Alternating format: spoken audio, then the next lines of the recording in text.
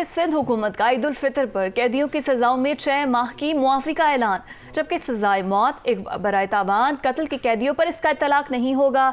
रियासत के खिलाफ मुहिम जोई, दहशत गर्दी में मुलविस कैदियों पर भी इसका इतलाक नहीं होगा।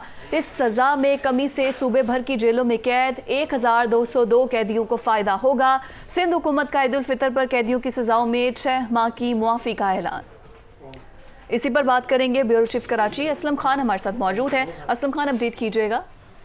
देखिए, सिंध भर की जो मुख्तलिफ जेलें हैं जहाँ मजमूई तौर पर इस ऐलान से जो सिंध हुकूमत ने ईद उल फितर पर किया है कि कैदियों की सजाओं में 180 दिन यानी 6 माह की माफी का ऐलान किया गया है। सजाए मौत, अगवा बराए तावान, कत्ल के कैदियों पर इस माफी का इतलाक नहीं होगा और इसके साथ साथ रियासत के खिलाफ मुहिम जोई और दहशत गर्दी में जो मुलविस कैदी हैं उस पर भी इस माफी का इतलाक का जो ऐलान किया गया है सिंध हुकूमत से। इसमें सूबे भर की जो जेलों में कैद तकरीबन 1202 कैदी हैं, उन्हें कैद से रिहाई मिलेगी।